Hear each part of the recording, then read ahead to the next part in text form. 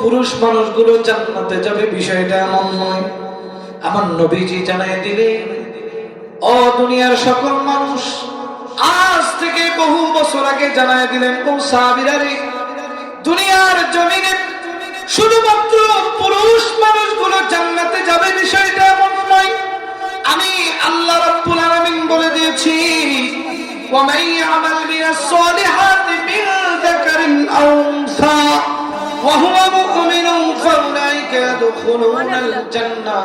আমি আল্লাহ রাব্বুল আলামিন বলে দিলাম, দুনিয়ার জমিনে নর নারী যেই আল্লাহর ইবাদত করবে, মিনাস সালিহাত যেই সালাত আদায় করবে, বিভিন্ন আমলের মাধ্যম দিয়ে দুনিয়ার জিন্দেগিটা থেকে বিদায় নিয়ে চলে যাবে, আমি আল্লাহ রাব্বুল আলামিন বলিয়া দিলাম, ফাউলাইকা ইয়াদখুলুনাল জান্নাহ।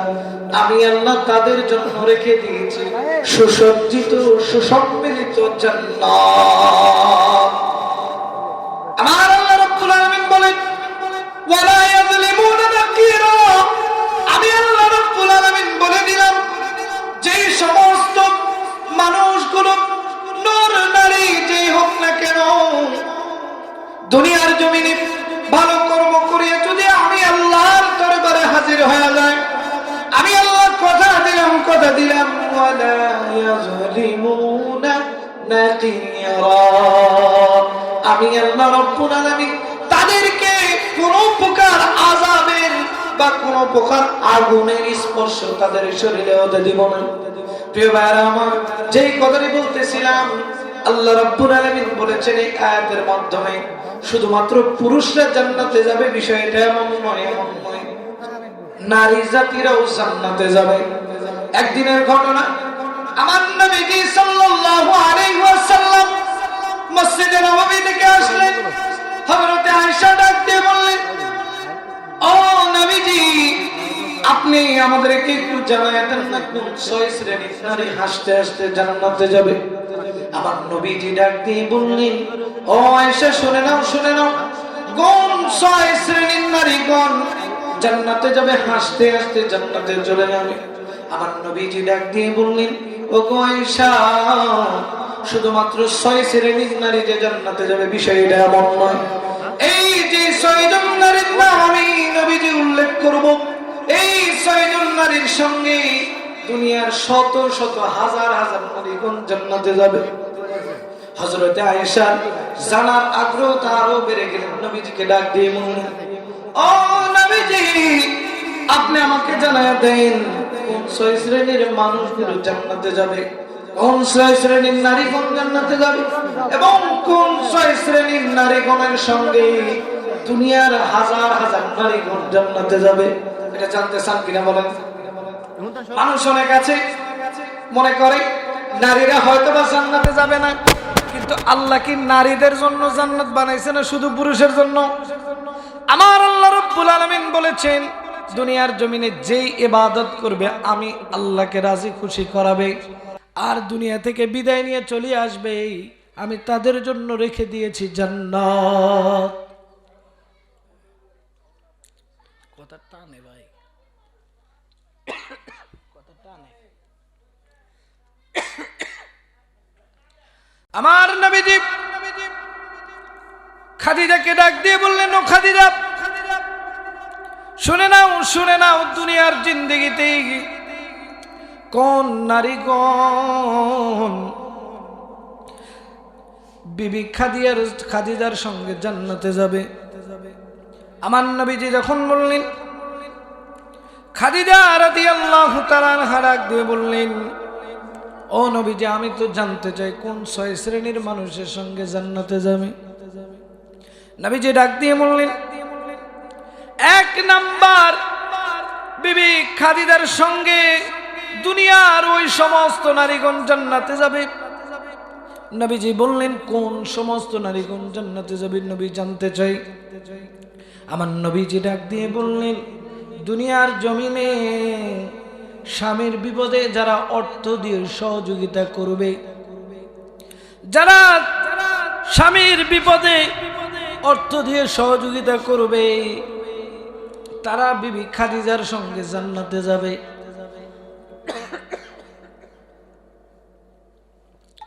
তারা বিবি খাদিজার সঙ্গে জান্নাতে যাবে। আমার নবীজি ডাক দিয়ে বললেন, 2 নাম্বার কোন নারীগণের সঙ্গে দুনিয়ার কত নারী জান্নাতে যাবে জানোনি? 2 নাম্বার ডাক দিয়ে বলে দিলেন, ওগো আয়েশা, তোমার সঙ্গে দুনিয়ার বহু নারীগণ জান্নাতে যাবে। নবীজি জানায় দিলেন, ওগো আয়েশা, তোমার সঙ্গে কোন নারীগণ জান্নাতে যাবে জানোনি? জানোনি? দুনিয়ার জমিনে যেই নারীগণ স্বামীর খেদমত করবে, গোসলের সময় একটু স্বামীকে গোসল করায় দিবে, একটু শরীরটা কসলায় দিবে, স্বামীর খেদমতের সর্বদা নিয়োজিত থাকবে, আল্লাহর নবী জানায় দিলেন, ওই সমস্ত নারীগণ তুমি আয়েশার সঙ্গে কঠিন কিয়ামতের ময়দানে জান্নাতে যাবে। এবার বিবি খাদিজা ডাক দিয়ে বললেন, ও নবীজি, 3 নম্বরে বলেন কোন কোন নারীর সঙ্গে দুনিয়ার হাজার হাজার লক্ষ লক্ষ মানুষগুলো জান্নাতে যাবে, নারীগুলো জান্নাতে যাবে?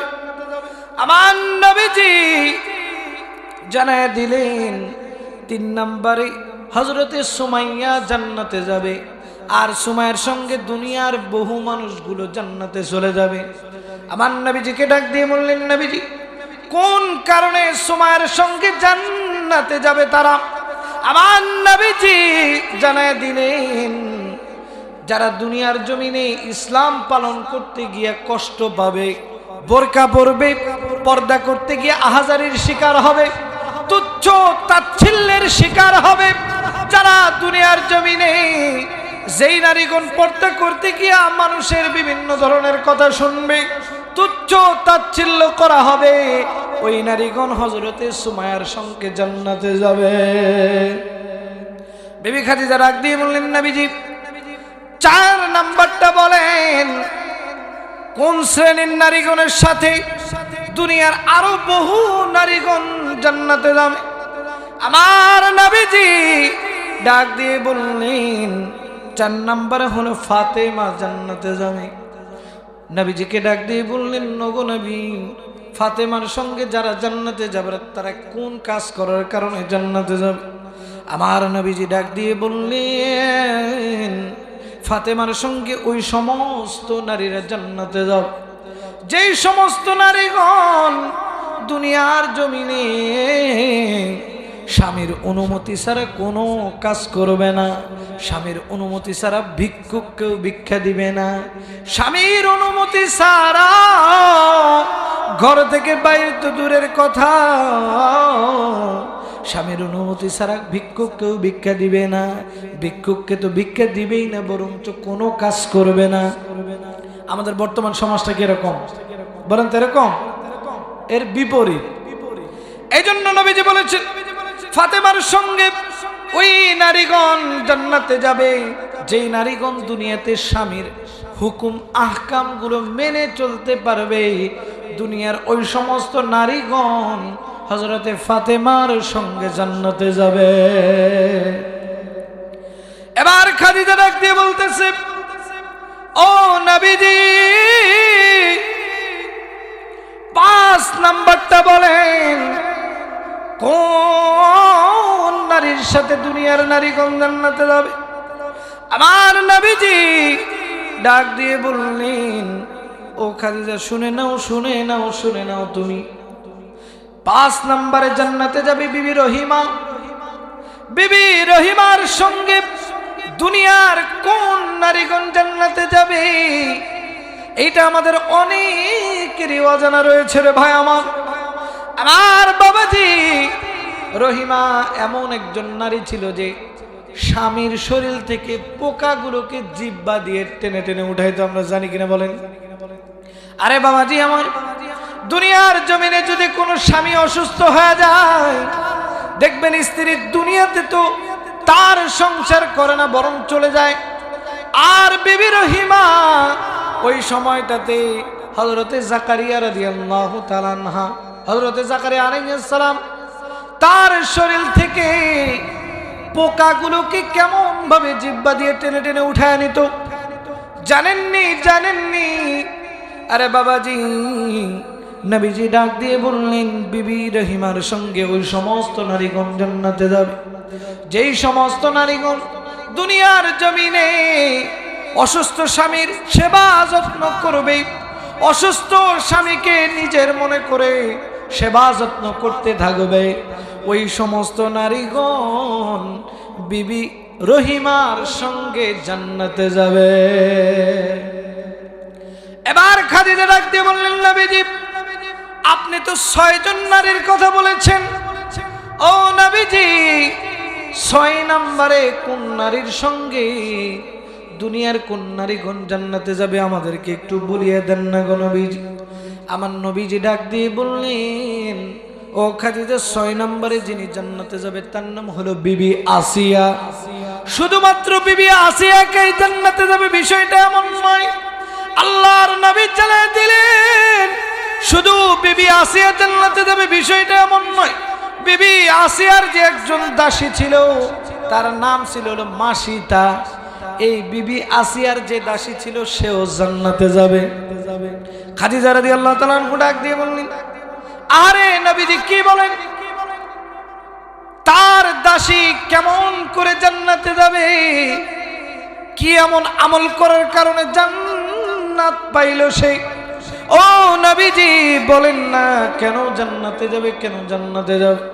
আমার নবীজি ডাক দিয়ে বলল, শুনে নাও, বিবি আসিয়া জান্নাতে যাবে এই কারণে, দুনিয়ার জমিনে যেই নারীগণ খারাপ স্বামী পাইল কিন্তু স্বামীকে বর্জন না করিয়া স্বামীর খেদমত করলো, স্বামীর সংসার করলো, ওই সমস্ত নারীগণ বিবি আসিয়ার সঙ্গে জান্নাতে যাবে।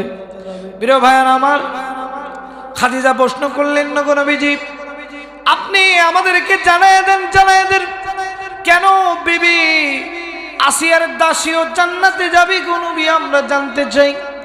নবীজি ডাক দিয়ে বললেন, ও খাদিজা আমি অবশ্যই তোমাকে বলবো। আমার নবীজি কিছুটা কান্দ্রাচ্ছন্ন হয়ে গেলেন, আমার নবীজির চোখ বেয়ে বেয়ে পানি গড়তেছে।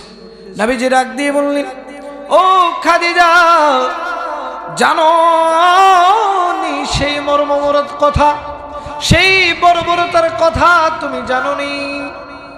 ওই সময় এই যে বিবি আসিয়ার যে দাসী ছিল তার নাম ছিল মাসিতা, এই দাসী গোপনে গোপনে হযরতে মূসা আলাইহিস সালাতু ওয়াস সালামের হাতে হাত রেখে কালেমা পড়লেন, লা ইলাহা ইল্লাল্লাহ মূসা কালিমুল্লাহ।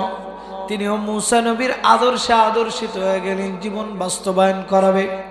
প্রিয় ভাইরা আমার, কিতাব ঘাটলে পাওয়া যায়, কোরআনের গ্রন্থ ঘাটলে পাওয়া যায়, বিভিন্ন তাফসীর ঘাটলে পাওয়া যায়, দুনিয়ার জমিনে যেই সমস্ত জান্নাতি নারীগণ এসেছে সমস্ত জান্নাতি নারীগণের চুল ছিল বিরাট লম্বা লম্বা।